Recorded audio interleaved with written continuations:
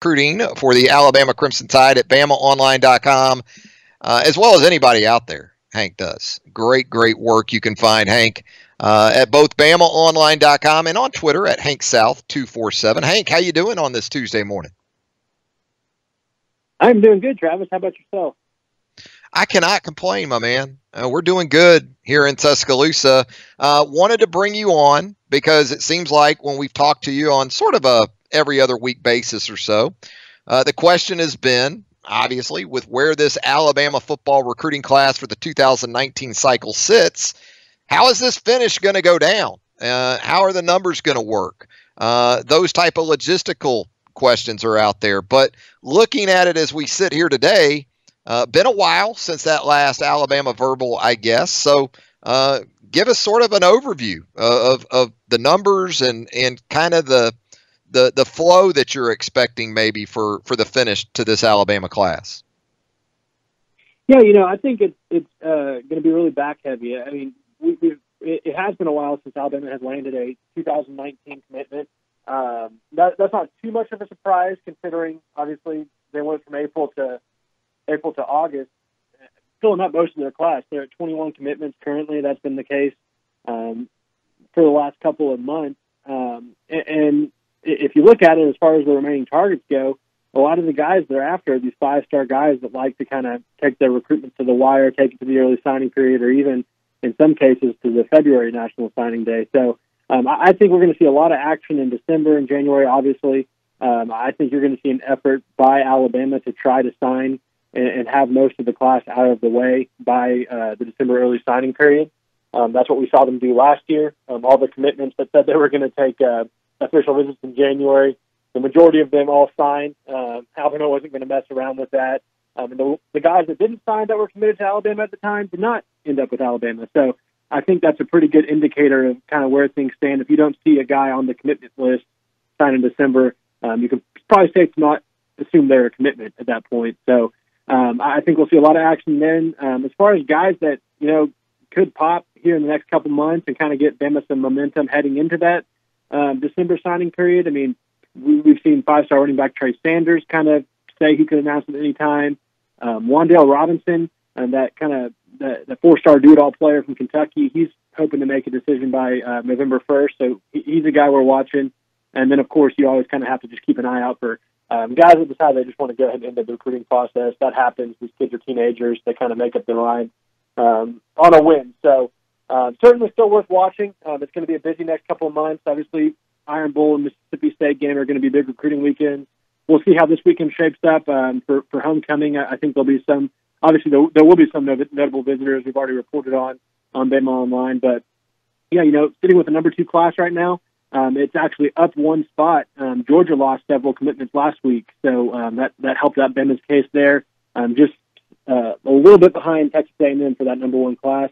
So, a commitment, one commitment would change that. So, certainly gunning for that number 1 class again, and I think Bama has a good shot to do it.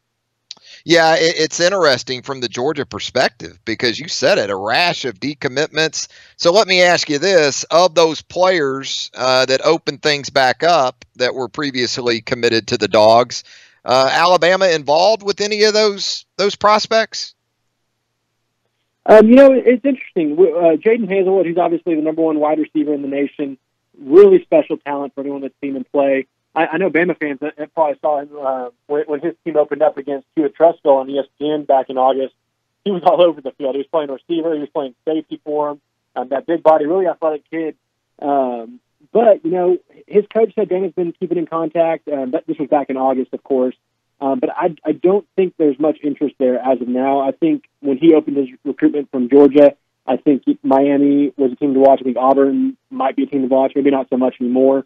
With what they've kind of been struggling with so far in the passing game this season. And Florida State, I want to say, is a team to watch for him. I'm sorry, Oklahoma. I'm thinking of George Pickens. So those are teams to watch for him, and obviously Georgia's going to keep recruiting him as well. Another decommitment they had, Jalen Perry, a 4-star cornerback. He was a guy that camped at Alabama. He earned an offer. I don't think there's a lot of interest right now. Maybe that changes now that he's decommitted. But it looks like South Carolina might be where he ultimately ends up at this point. And you touched on George Pickens there a little bit, the in-state wide receiver from Hoover High School. We've talked about Pickens in the past, a long-time Auburn commitment.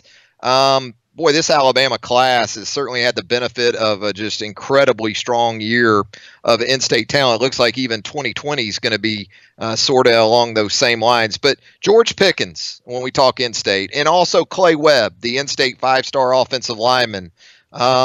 Where does things kind of sit with Alabama with both those guys? Yeah, I'll start with George Pickens. It's going to be interesting to see his recruitment kind of close out this fall.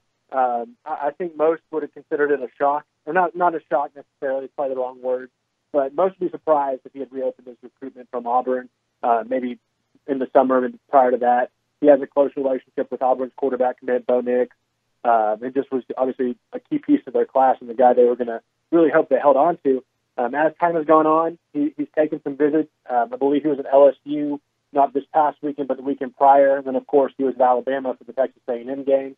And Alabama's pushing for him. Obviously that the optics of that are not bad. Flipping Auburn, one of Auburn's top commitments, but obviously the need for George Pickens is there as well. That big body wide receiver frame. They have John Mechie in the class already. And to get a guy like Pickens to go along with him, that's a pretty strong receiver class. So he's going to take official visits. I know, obviously, everyone's been talking about Auburn's offense. They're really struggling.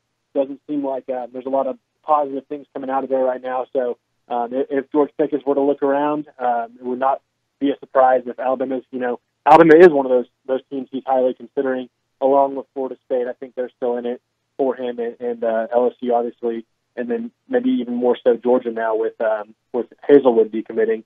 Then as far as Clay Webb, he's the man of mystery. He was set to visit Georgia last weekend for the second weekend in a row. He ended up not being able to do that. He had volunteered for a fall festival in Oxford, so he stayed home last weekend. This weekend he is not expected at Alabama at this time. I'm not sure if he has visit plans. He might be looking at that LSU-Georgia game in Baton Rouge. He might be looking at the Auburn-Tennessee game in Auburn. So we'll see. I just know currently he's not expected at Alabama, but he will get back for a game again this fall. So that leaves 3 dates on the calendar in November to get back to Tuscaloosa. And then, of course, he's expected to make a decision in December. It's kind of the same thing. Probably last time we talked about him, it's kind of the same thing. Alabama and Georgia are duking it out for him.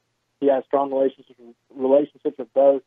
He's not closing the door on Auburn or Clemson. So it's kind of anyone's guess at this point for Clay Webb. I felt Alabama there's a lot of reasons for optimism for Alabama with the history they have with him. So it'll come down to the wire for Clay Webb come December. Yeah, and if they somehow flip George Pickens, in my opinion, it would make right the decision not to make maybe Seth Williams of Bryant High here in Tuscaloosa a priority a year ago. Similar type skill sets, body types when you talk about Seth and George Pickens. We're talking with Hank South, a recruiting analyst for BamaOnline.com here on a Tuesday edition of Southern Fried Sports presented by Mercedes-Benz of Tuscaloosa and Carty and Lloyd Attorneys at Law.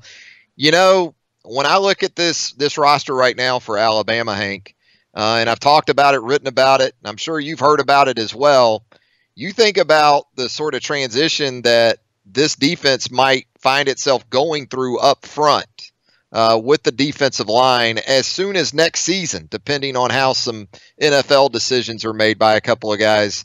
I can't imagine there being an area of this team that needs to close with emphasis more than right there on that defensive line. How's that sort of shaping up right now? Yeah, I think it's going to be a strong finish, and it's probably the most intriguing position group to follow, just considering how many guys are still in play Alabama could land. I mean, they already have several guys in the class, none better than Antonio Alfano, who is just having an incredible senior season and certainly making his case to get moved up in the rankings. He'll play in the All-American Bowl in San Antonio this January. And then, of course, they have several other talented guys like Byron Young and Justin Eboigbe who are having strong senior seasons as well. And then, of course, DJ Dale. But just looking at how it could finish, obviously the number one defensive tackle in the nation is the first name that pops up, Ishmael Sopsher. he's a guy that's probably going to take his decision to February. I think it'll come down to Alabama and LSU. Kind of like Clay Webb, I think there's reason you could feel positive for both. Alabama has put on a lot of work for him and certainly has been strong in his where he's from in Louisiana with, of course, Devontae Smith and then Shaheem Carter, who's from Kentwood. So that'll be a fun one to watch. There's several guys committed elsewhere. I think Bama still has a shot at Jaron Hamby. He's a defensive line commit to Auburn. He's still talking to Bama every day. Nathan Pickering, a Mississippi State commit, he's still talking to Bama a lot. We'll probably take an official visit for the Iron Bowl. And then there's some other guys that aren't committed. Jaquazi Sorrells, he's a guy from Florida that looked like he was heading to South Carolina. Bama kind of looks like it put the brakes on that a little bit late in the summer. I would expect him back on campus in the coming months. Braylon Ingraham is a guy we haven't really mentioned a lot, but he took an official visit to the Louisiana Lafayette game. He looks like he's turning to Miami, but he's listening to Bama. He's making a decision on October 23rd, so we'll keep an eye on that as well. But yeah, certainly a position that could have several finishes come the early signing period and even February signing day. Got to ask you about the linebacker position, too, while we're at it. A couple of major targets that we've talked about in the past, one from Mississippi, another out in the state of California. How's it looking at another position of need there in the Alabama front seven? Yeah, that's another interesting one. I think it's certainly a huge need. McCoby Dean is the name we talk about most, number one inside linebacker in the nation from Horn Lake.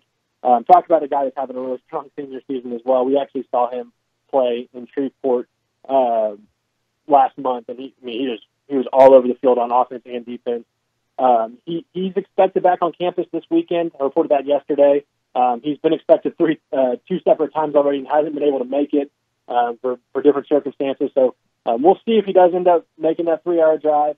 But a guy I think Bama has a good shot at, but certainly hasn't really narrowed it down much between Auburn, Georgia, and then Florida State. I mean, we'll see where he ends up, but certainly the need is there and the interest is there for both sides from McCoby Dean. And then Henry Tuoto from California, the 4-star inside linebacker. Bama's recruiting hard. He'll be on campus later this fall. He already visited once in the summer. Really likes Alabama a lot. I think Bama has a good shot for him. They're battling Washington and Tennessee to pull him off the West Coast. And he's a guy that he's going to sign in February. He said he can make a decision before then, but plans to sign in February. So we'll kind of see where he stands with that. But yeah, I think Bama has a good shot of those two guys. If they were able to land both, talk about filling a need at that position. Huge. Absolutely. Between the front and the linebackers, critical areas of need for this Alabama defense moving forward. As we let you go, Hank, hoops, a big stretch here for Avery Johnson and his staff. DJ Jeffries, a former Kentucky commit, on campus over the weekend on an official visit. Sounds like another big fish on the line again this weekend in the form of a post player from the state of Texas. Yeah, huge visit coming up. Drew Timme, he's a 4-star center. Bama has seemed to really turn up the heat on in the last couple months. We spoke to him, I guess it was the weekend before last, and he said however many times Bama's been allowed to go see him in this contact period, that's how many times they've gone to see him. I think it's 4 or 5. They have had lunch with him. Avery Johnson's gone out there. All the assistants have gone out to see him. So he certainly feels like a priority. I'm sure they will make him feel that way when he's on campus this weekend. And he told us he's hoping to make a decision by the early signing period. So, after this weekend, that'll be about a month out. So they'll have a good lasting impression on him. He hasn't really said he's narrowed it down past his top 10. Obviously, you got to think if you're making a decision in a month, you probably have 3 or 4 schools in your head that you're thinking you could go to. I think Alabama is probably one of those. And first time in Tuscaloosa this weekend, I think it's a positive impression. They're going to have a good shot against probably Texas A&M being the top competition in his recruitment. So big visit there. And then Trendon Watford, actually the 5-star from Mountain Brook just down the road, he set his official visit for January 5th. So Bama's number 11 in the recruiting rankings right now at the hoops class. If they're able to get Timme and Watford to finish out the 2019 cycle, I think that would surely be a top 5 class. I'll tell you what, with the early signing periods coming up in both college basketball and college football, thoughts and prayers with our man, Hank South. Not a busier person in all of college football recruiting or college football coverage in general. Does a super, super job, as you can tell, for BamaOnline.com. Be sure to get to BOL right now. Great promotion going on the website. Hank's a big part of that. Check out all his great work there at BamaOnline.com. Thanks as always, Hank.